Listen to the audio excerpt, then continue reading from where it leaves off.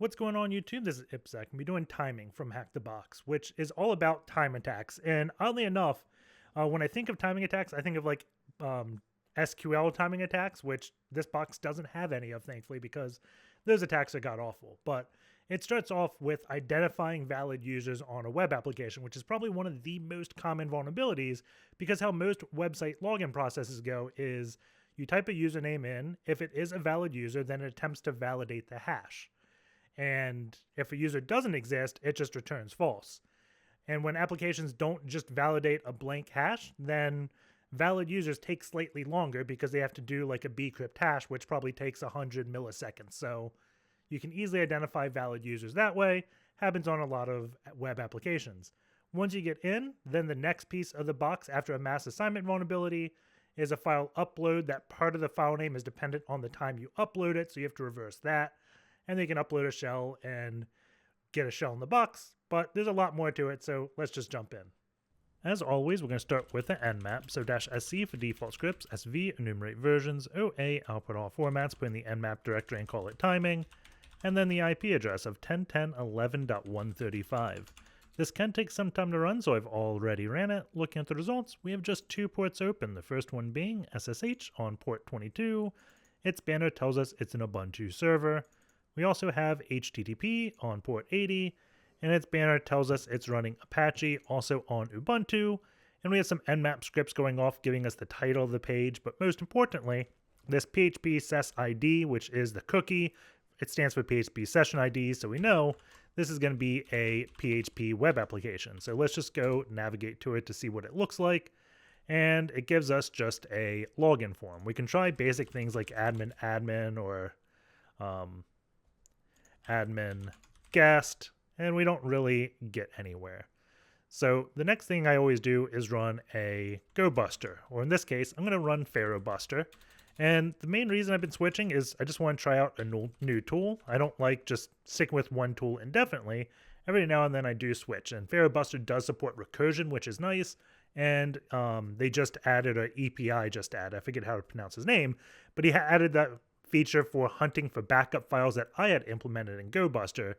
So that is one of like my requirements for a web brute forcer. So the first thing we have is -x PHP, because we want to add the PHP extension to everything. Then I do the -b option, and that's going to collect backups. So anytime it finds a file, it's going to try to do like .file .swap or .file back. It's going to hunt for a bunch of things about that file that could make for a backup. So it's always handy because every now and then you'll find like some admin go on a WordPress box and edit the WP config manually and then leave Vim open. You can grab his swap file of that and get the password potentially to WordPress that way. So I always like having the collect backups option. And then the other thing I do for my first scan is -n, which disables the recursion, because almost every app is going to have like a JavaScript folder, a CSS folder. And when you start crawling those, it's easily going to make your scan take like 3 to 5 times longer, right? So my first scan, I just want to be quick, and then I rerun it. So right off the bat here, we do see quite a few things. My eyes generally ignore the redirect, so anything in orange, I generally ignore those lines from first glance. I see image.php, it's nothing here, and the reason why I'm ignoring the orange is we can see if we make a request to upload.php, it immediately redirects us to login.php, so it's not really that interesting to us because this function requires us to log in and we can't access it, but this one isn't requiring us to log in, so that's now become interesting to me. Login.php obviously doesn't redirect to login.php because that's meant for unauthorized users, so you can log in. Header.php, interesting enough, does redirect to login.php, but footer does not. So if we tried to access like footer.php, we can see some type of weird junk. It's not really disclosing anything too interesting. Maybe an email address, but this is definitely not related to HackTheBox.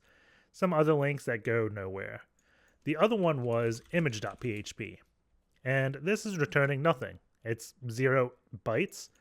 So right off the bat, it doesn't appear interesting, but if we think of the function what image.php is probably doing, it's probably meant to display images. So you probably need to give this some type of argument. So that's why I'm going to go into wfuzz. So I'm going to do -u, put in the URL, then -w for word list. We're going to do opt sec list, discovery, web content. I want to say there's an API one. There is API. And I generally do like objects.text. And before we go to the W, we have to say where we want to fuzz. So I'm going to do question mark because this is how we input parameters to a web page via GET request. And I'll do fuzz is equal to etc passwd. The reason why I'm choosing etc passwd is because, again, we're assuming image.php tries to download an image or load an image off the server. And this parameter here, we're just trying to guess what that parameter name is to load an image.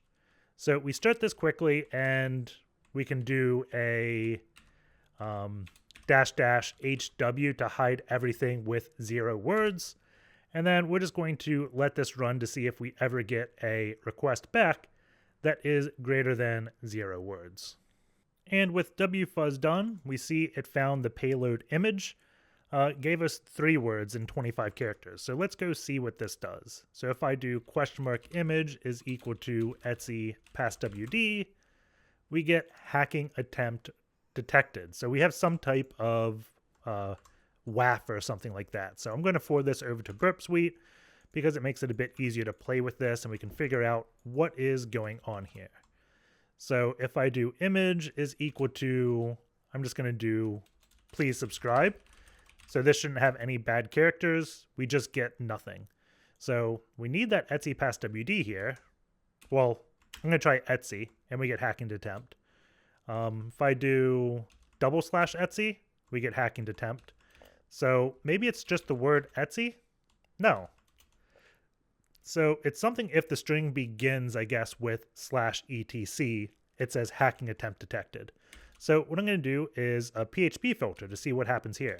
So we can do PHP filter /convert. I think it's .base64 encode.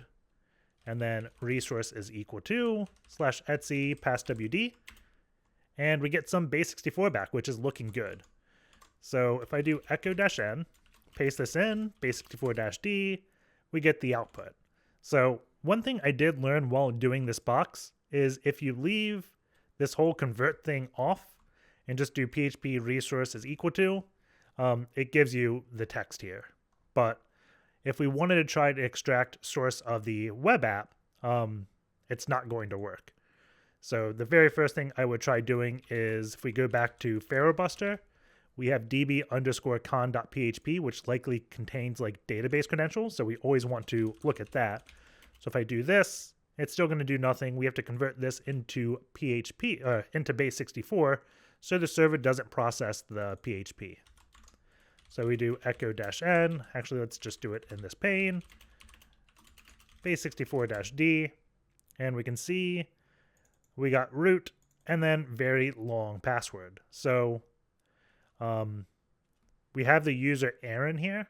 And I'm just glancing. I don't see any other users. So we only have 2. Root that has bin bash. And then also Arron. So what I'm going to do is just confirm this. So I'm going to grep everything that ends in sh, and we can see, yes, that is correct. So we could try ssh arron at 10.10.11.135 and put in this password and see if we get anywhere. Chances are we don't. You could try root, but most of the time, root with the password login is disabled, so that's never going to work. The box didn't have 3306 open to us, so we can't try connecting to MySQL, but even if it did, MySQL generally has an ACL around the IP address as well, so we wouldn't be able to connect to it. We just save this password and think about it later, potentially. So if we look at feroxbuster, we can extract the source of anything, and we only really know about login.php. I mean, we could look at upload.php, but we can't really access this because it redirects us to login. So I'm going to look at login and see if there's like an SQL injection or anything like that. So let's do login.php, grab this source, and then echo-n, base64-d. I'm just going to direct it to login.php so I can vim it, and this will give us syntax highlighting. So we can also look at header.php. That's generally a good one, but because we also have dbcon, header is not really that interesting to us anymore. Sometimes you'll find like header.php contains credentials, but let's look at login. This function create time channel is weird with the sleep function, but we see the login, and this is using a parameterized statement, so that's not SQL injectable. Because what it's doing is it's setting up username here and then having it execute like that. So this is always bound to only be used as it is. We can't just inject other pieces of the SQL. So if the user is false, so what this is going to do is if the username is created, then it's going to verify the password and does this function, which sleeps for 1 second.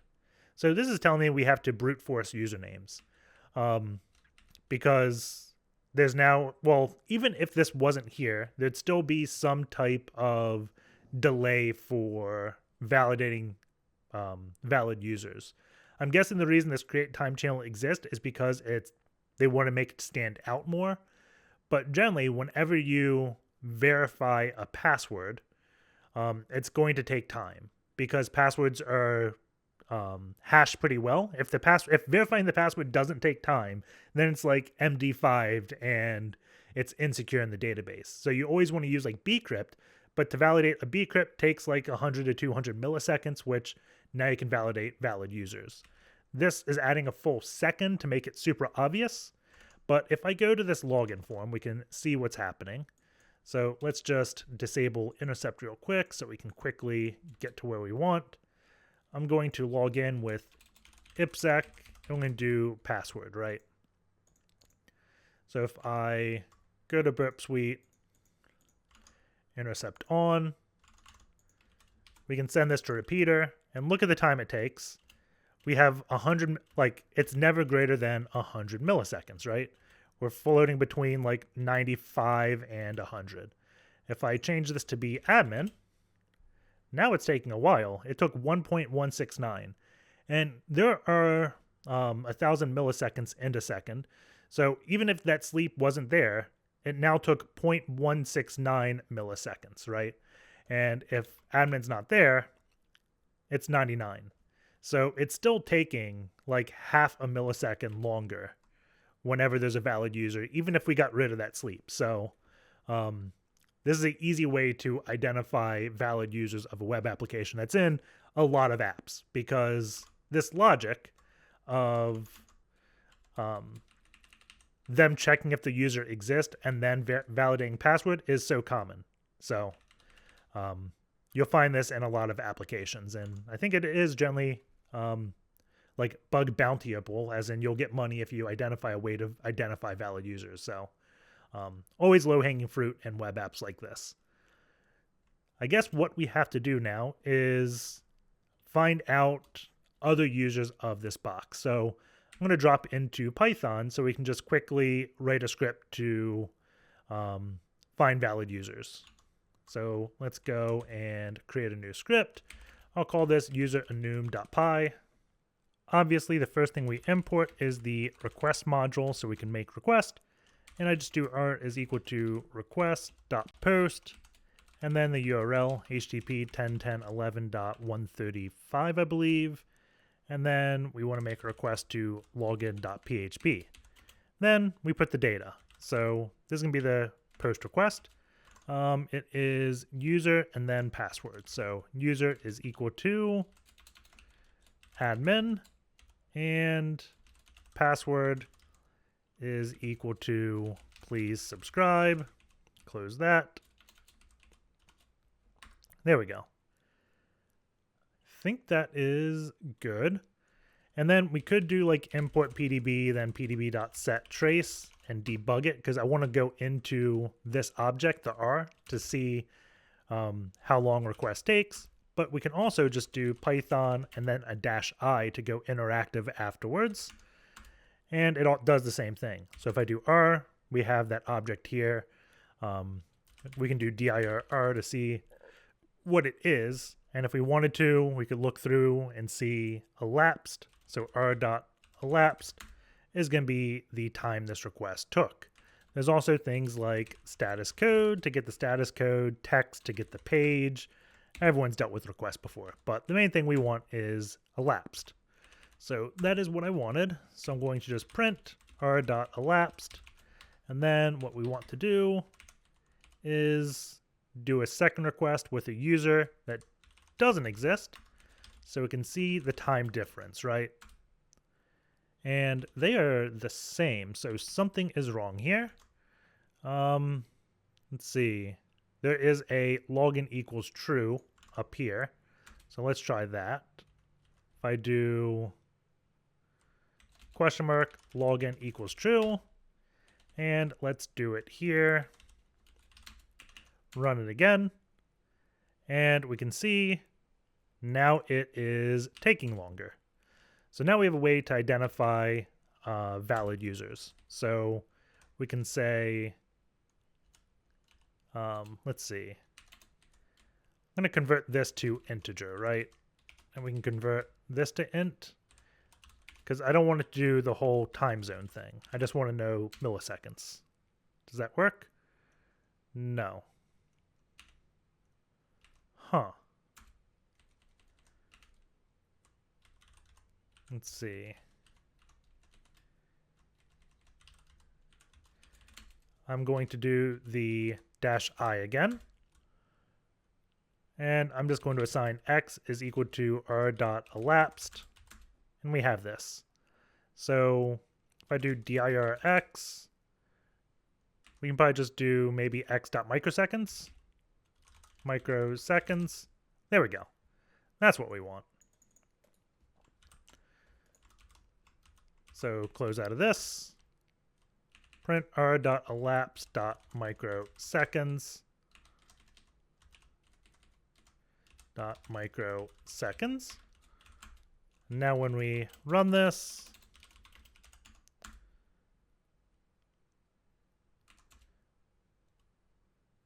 this is looking better, right? So we can say, I'm going to put 2.2 here. So that should give us plenty of leeway. So v user enum, and we can do if r.elapsed.microseconds is greater than, we'll say 2.2, 1, 2, 3, there's 4 here, 1, 2, 3, 4, 2, 3, 4, print valid user. So now if I run this, we get that. And if I put a invalid user, we probably won't, right? So there we go. Our script works. We could make it take a word list, but I'll leave that as an exercise for you because we already have an LFI to get usernames. So what we're going to do is import sys, and we can say data. Let's just copy this.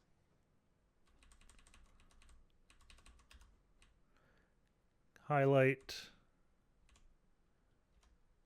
cut, put. There we go.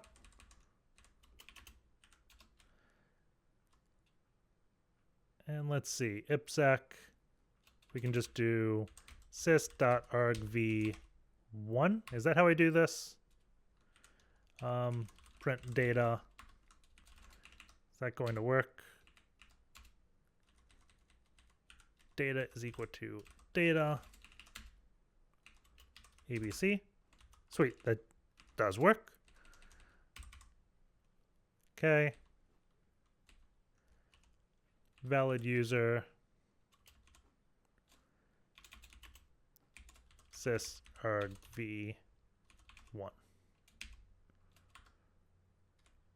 Okay. This is a really horrible script, but you should get the point.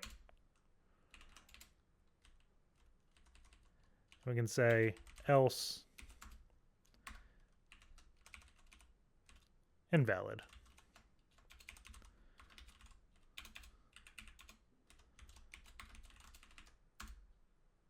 Okay, invalid user. So I do ipsec invalid user. We do admin. It's taking longer, and we get valid user. So this is a good way to brute force users. And if we went back to the LFI, oh god, I just kept clicking X and deleted things. Can we undo? Reopen, close tab. Oh, we can't do it for twice. So I lost the LFI. It was image, and we just wanted what? PHP filter resource is equal to. Drop. There we go. And the user we want is Arron. So we can try Arron.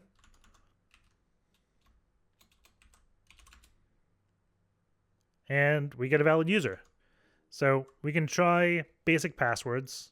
We could also brute force the password, but if we try Arron password, invalid username, we can try Arron,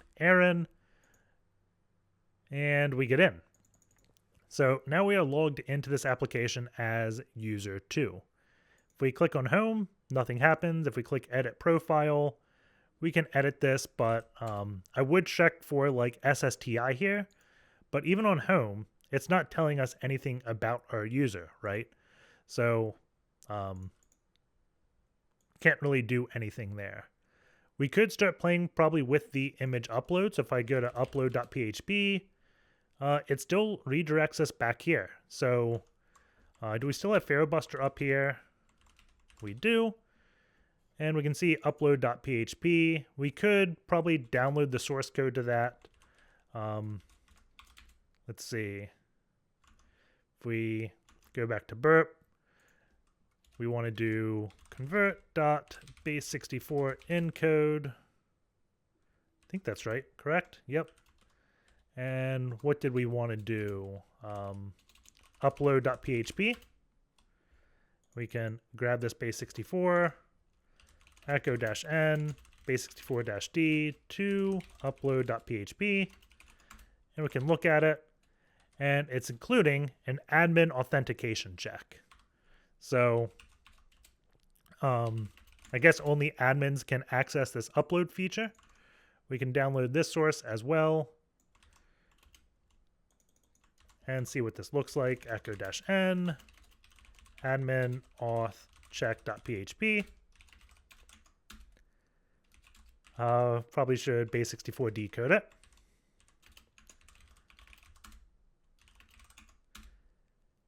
And it's just looking at role. So there's nothing really that we can do. If we go back to edit profile, I'm going to go in burp suite, and let's see what this request looks like. So I'm going to update, send it in, examine the results, and what I'm seeing is some more fields. So we only have first name, last name, email, company, but it's outputting quite a few more. Password and role. So we are role 0. And in that admin auth check, it is saying, hey, we want the role to be equal to 1. So this is a mass assignment vulnerability, and we can set role equals to 1 potentially and see it did update it. The reason why I didn't try any type of IDOR, because we didn't specify our username here at all. Generally, when you see like these APIs, you would try like updating the password of a different user, but we can know it's pulling a username from our PHP session, so we don't have the ability to change that. We may be able to do like ID equals 1 now and set that, but who knows what that would do, right? So I'll be happy just being role 1. If we go to upload.php now, we should be able to access it. Let's turn burp suite off. And it just says extension is not allowed. So we can now upload things. If we just go here, we have an admin panel, so we could also upload it there. But I'm not done with this yet. I want to look at this profile update.php to see how the mass assignment actually worked, because we're here for learning, right? So let's go back to repeater. We want this, and we can paste that. Grab this source, echo-n, base64-d, and this is called profile_update.php. And I haven't actually looked at this code yet, so let's see if I can spot the mass assignment. So right now, it's just looking for the required fields, the 4 fields. And how is it doing? Oh, this is a lame way to show it. They're actually setting the role even though, wait, post user is equal to user role. Oh, yeah. So it's checking. So we couldn't update password or anything else. This is like a CTF induced vulnerability, I would say. It's good for enumeration, but when you discover how it works, it's not really quote unquote realistic. Generally, if this was a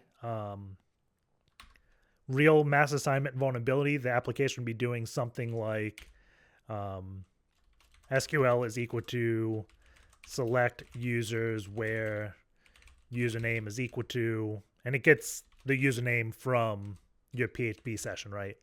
Obviously, it would use like prepared statements, things like that, to prevent that type of SQL injection error. But it'd be pulling this, and then it would get the row and then update it. So it would be like do some pseudo code, and it would be like take SQL return combine with PHP input or something like that. So none of the fields would be hard-coded. It would just be a looping around PHP input and combining them into this SQL object and then calling a SQL update. If you want to look at a backend or this vulnerability more, I would recommend like the backend 2 video. But enough time has been spent on that. Let's go play with image uploads. So when we hit upload.php, it told us the extension is not allowed. So if we look at the source code, let's look at upload.php, and it will probably tell us what extensions are allowed, right?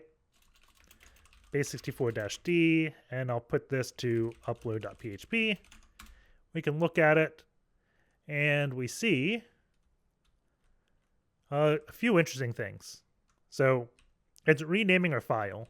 So it's going to be filehash.time underscore the file name, it looks like. So what is file hash? Unique ID. Unique ID. I don't know what that is. That's not coming out of auth check, right? That's probably a PHP function. Let's see. PHP, unique ID. I'm guessing this gets a unique thing based upon time, maybe? Let's see. Prefix, more entropy. So it doesn't use, it's not crypto secure. Prefix identified based upon the current time in microseconds. So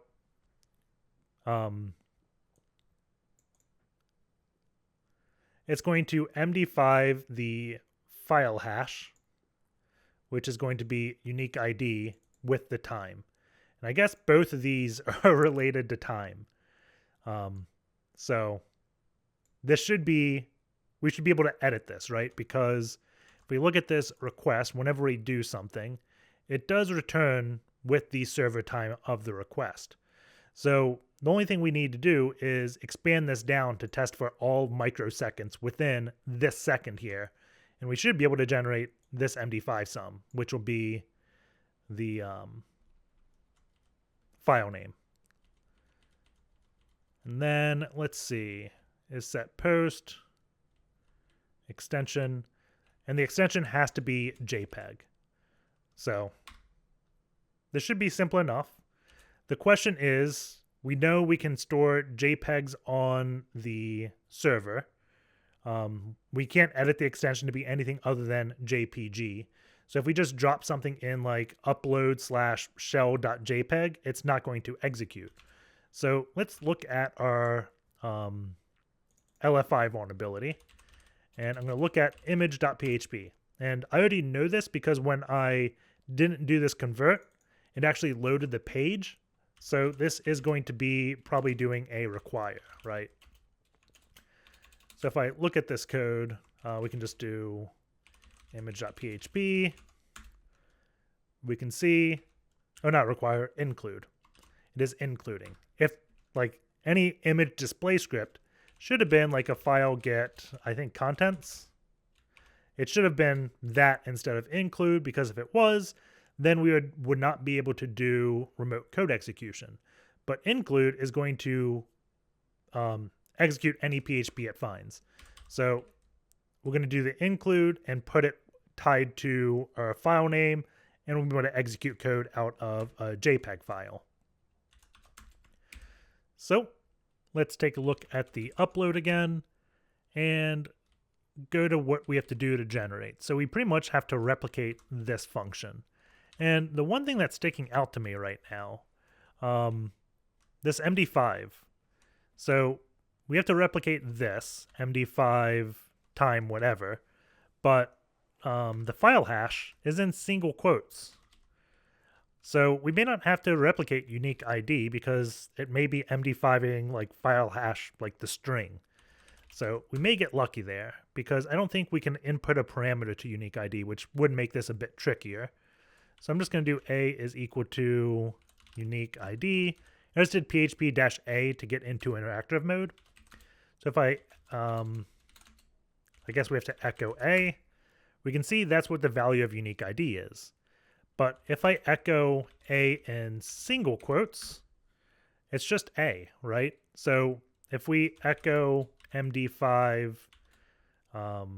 single quote a like this, this is doing an MD5 against the string a. So if we updated the unique ID and I do this again, it's still going to be the same value. So we actually don't have to replicate unique ID, which is good because if we do unique ID on the PHP man page, there's no way we can easily just input what time we want, and it goes down to microseconds. If we look at this time command, I guess we have to echo. This is standard epoch. This is going down to seconds, not microseconds. If we do epoch time converter, we can just see the current time, 1685. So if we echo this, we can see the length is the same, and this is not going down to microseconds. So we don't have to like create a big like fancy word list because the timestamp that the server is giving us should be the same. I think there's like even a str to time or something. Let's see. If we do this, can I echo str to time like this? Yeah. So like we can even convert the timestamp out of a request straight here. And then I think it's underscore whatever. And this is getting put into upload directory, and upload dir is images uploads. So let's try this real quick. I'm just going to we're going to call it shell.php. And I didn't see any actual checks on the file type, so I don't have to like put this in the exif data or mime type or anything of that of an image. I should be able just to upload raw PHP. So let's do request, and I'll call it cmd like this. Okay, so we have a PHP shell. So let's go back to our admin. So if we just hit this, let's log in with Arron. I wonder if we're still an admin. We are not, so something auto-reverted us, but no worries. We can just edit the role again manually. refresh. Oh, this is probably an old cookie. So we got to edit the profile and do this again. So intercept. That's the wrong request. Submit. And role is equal to 1. Forward. Profile updated. Refresh this page. Admin panel. This is what we wanted. So let's go to HTTP timing shell.php and upload this. And I definitely want to make it go into Burp Suite so we get the exact time this uploads. So put in a repeater so we can see the request easily. This extension is not allowed. Oh, we called it PHP. It's JPEG, right? So shell.jpg, file has been uploaded, and we have the timestamp here. So let's convert this to a timestamp. So php-a, we want to do md5, then file underscore hash dot str to time. And we got to put this in quotes. Okay, and then close this off. We want to echo it. And hopefully this is going to be the MD5 of our file. So if I go to, we can take Burp Suite off. It was /images/upload, or uploads maybe. Yeah, forbidden. And then I'm going to paste that hash and then underscore shell.jpg. And we see something here. If we did a different hash like this, it's not found. So we calculate it right the first time.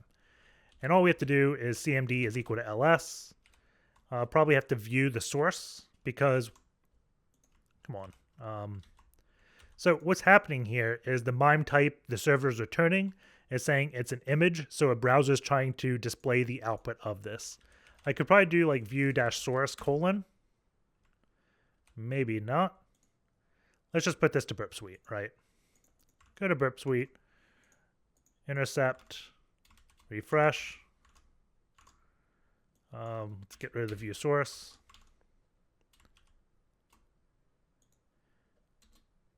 Is our Burp Suite not configured to intercept images? I think I passed it. Here we go. Content type matches text. If we disable that, will it now intercept? Let's see. Content type header. Can we edit this? Match condition. Let's see.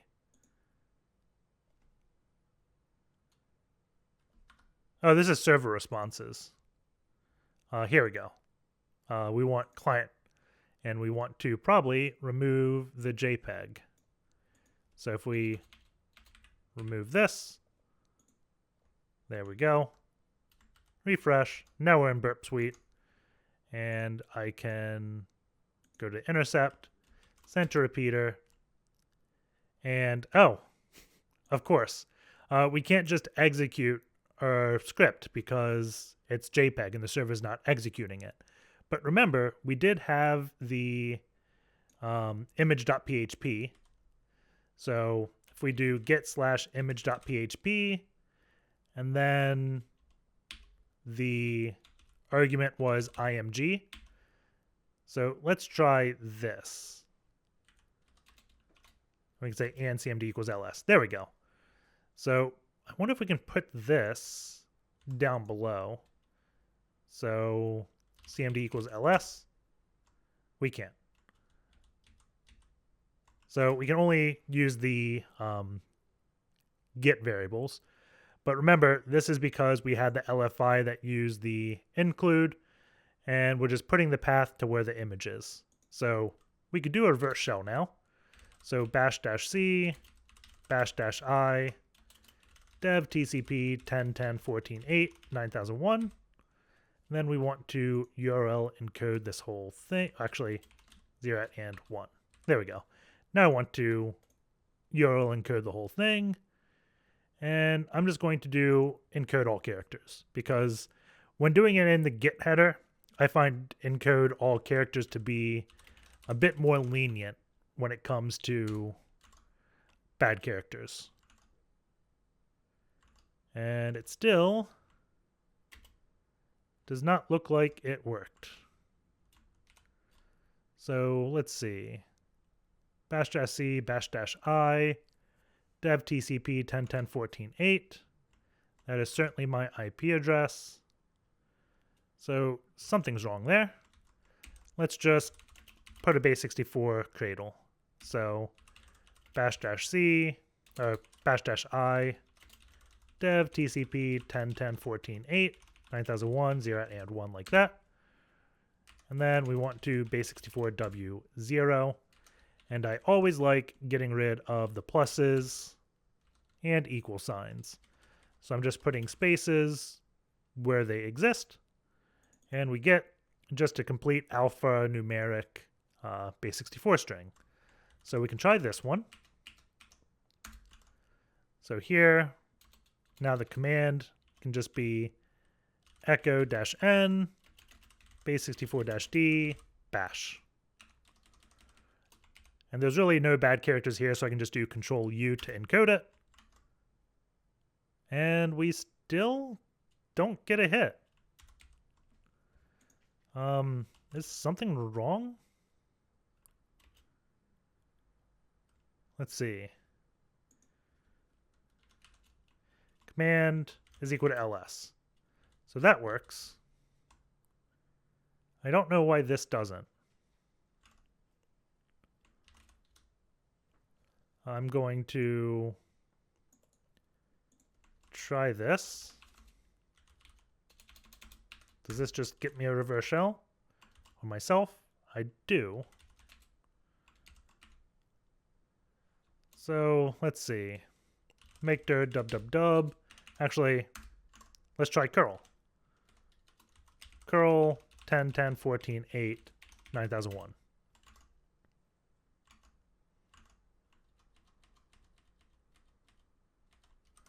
HTTP.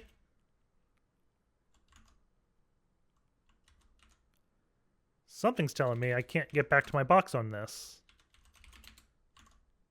So let's try just 10.10.14.8.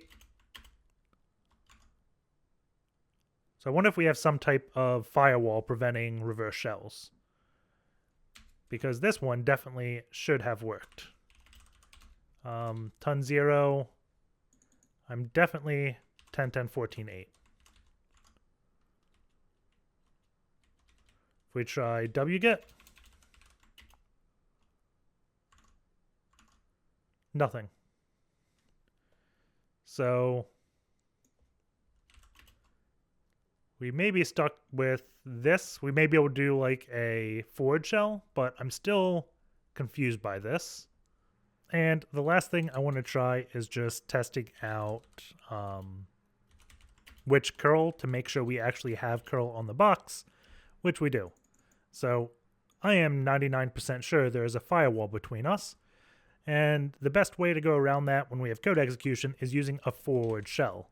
So if I go to my GitHub, so github.com/ipsec, and we go to forward shell, we have a Python script that should help us. So I'm going to git clone this, and then we'll edit this to hopefully work, right?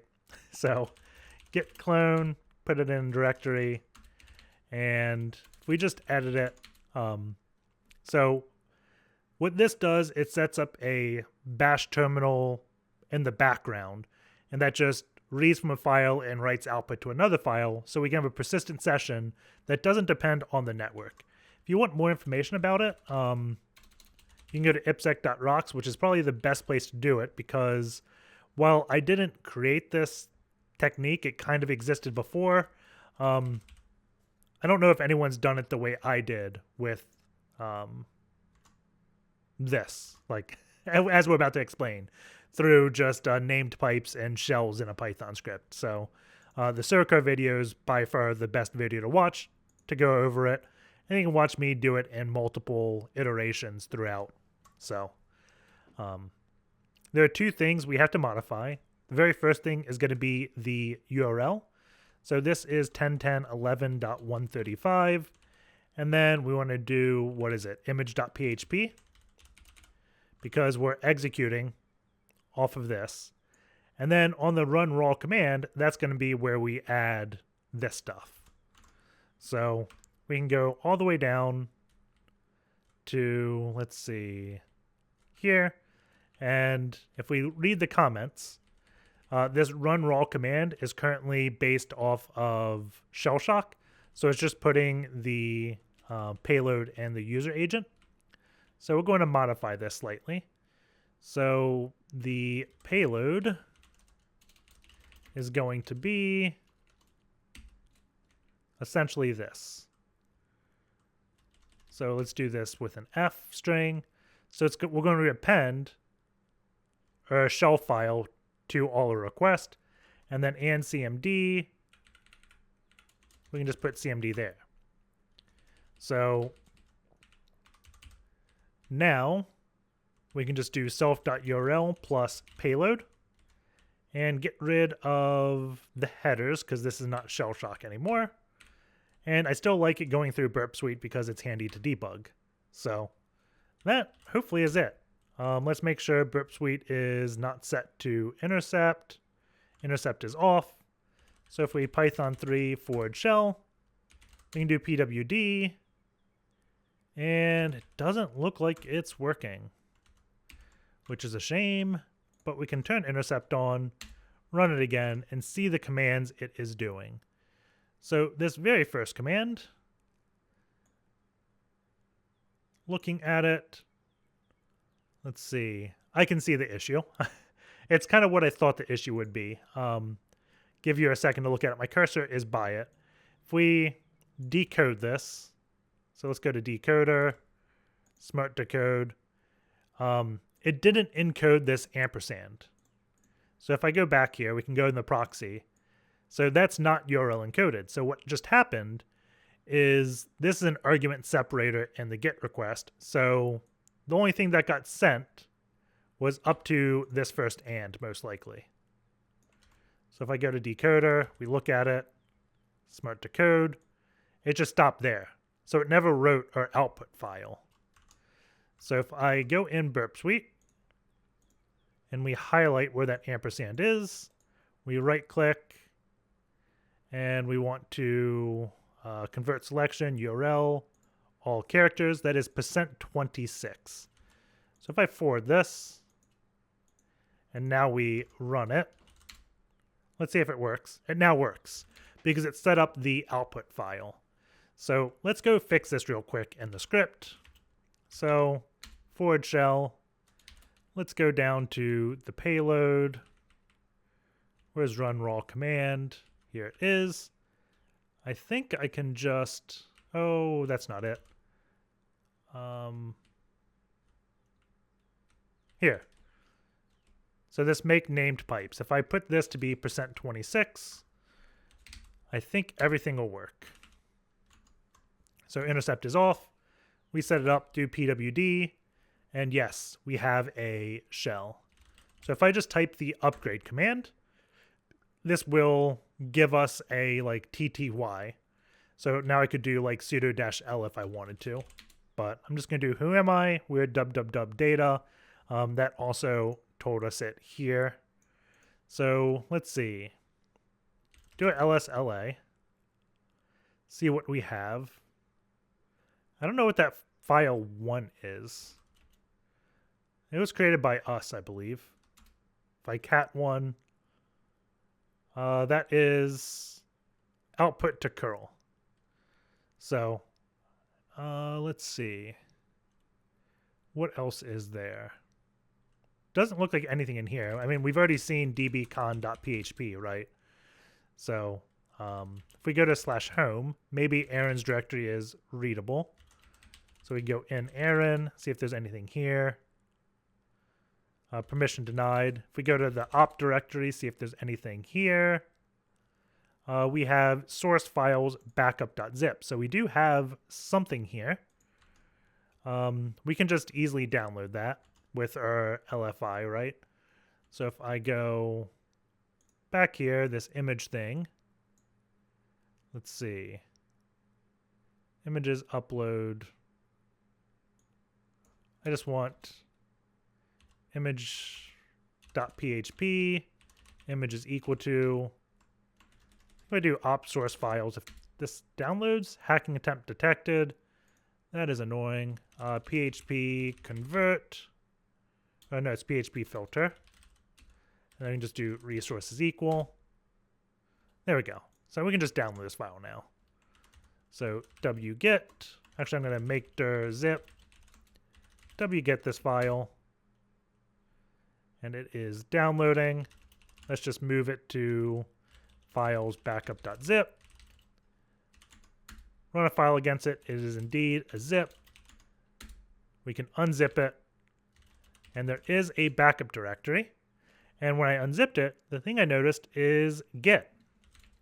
So if we do git log, we can see grumpy. And there's 2 commits, DB connection updated. So if I do a git diff on this, we can see there is an old password.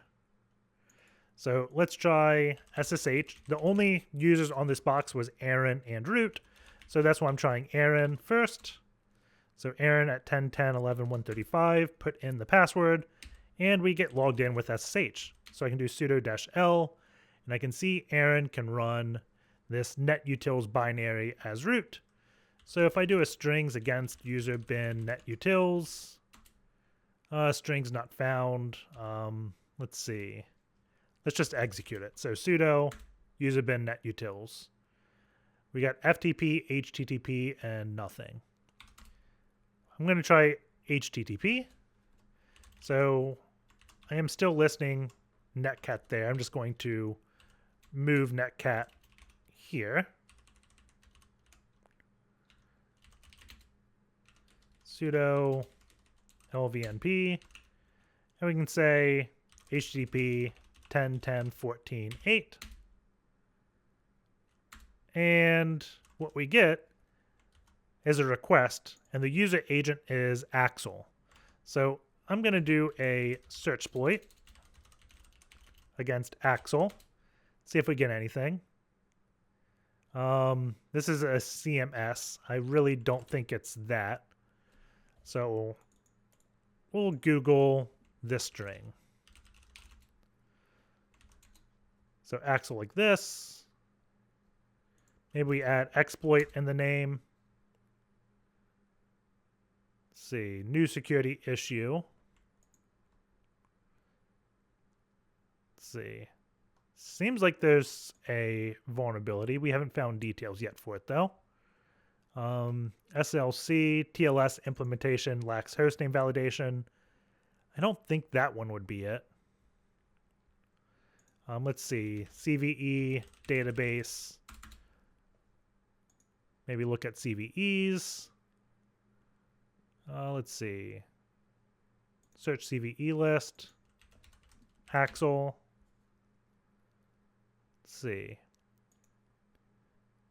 It's not momentum, right? And probably not that. I don't think it's hostname validation.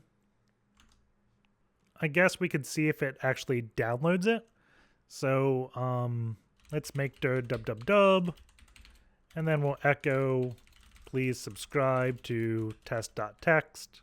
I said text.txt. There we go.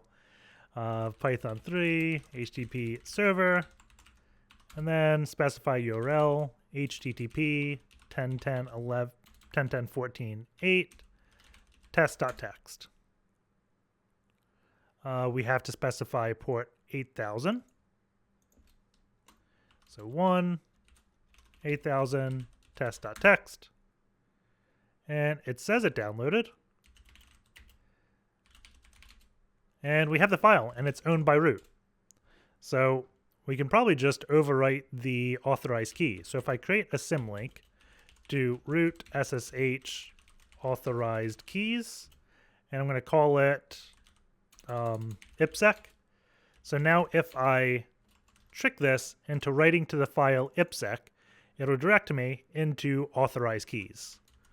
So let's try SSH keygen. We need to specify F. I'm just call it IPsec.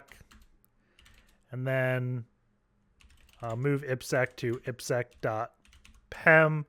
And I did not think this through. IPsec.pub to just IPsec. There we go. So let's now start a simple HTTP server, or HTTP server, and try this again. So let's do sudo netutils download HTTP 10.10.14.8 port 8000 /IPsec. It says it downloaded. And if we now chmod 600 ipsec.pem, let's try SSHing with this. Root at 10.10.11.135. And we get in. So let's see what exactly Axel is. So Axel is just a download accelerator, I guess. So the script lets us download files as root, and we trick it into writing an SSH key. So hope you guys enjoyed that video. And as always, sorry for this abrupt cut, but as I was editing, I realized there was one more piece I wanted to show, and that is the timing attack on identifying users. There was, if we go to login.php, we have this sleep right here, right? And this is making the user enumeration super obvious. Even if we remove that sleep, though, the vulnerability still exists. And the only way to remove this vulnerability is if the user is false, to also do a password verify function against the same type of hash. So you're still computing a hash, so there's no timing difference. So I just removed the sleep on this login request, right? And if we go to repeater, now watch me be proven wrong, but I mean, I don't think I am. So if we look at this, we're at 160 some milliseconds, 150 to 160, right, with admin. We put another user, we're down to the 90s, right? So all that sleep did was make this more obvious and more friendly to people with odd connections. Like if you don't have a strong connection to HackTheBox, latency can make these type of attacks difficult. But as you can see, it's definitely visible, and we could easily just look for if it's ever probably above 120 milliseconds, then we assume it is bad. Another thing that could be affecting this is like on release night, 20 people doing logins, they could just hammer the box and make it slow. So that's why I believe there's the full second delay, but that isn't actually needed for this to be vulnerable. So hope you guys enjoyed the video. Take care, and I will see you all next time.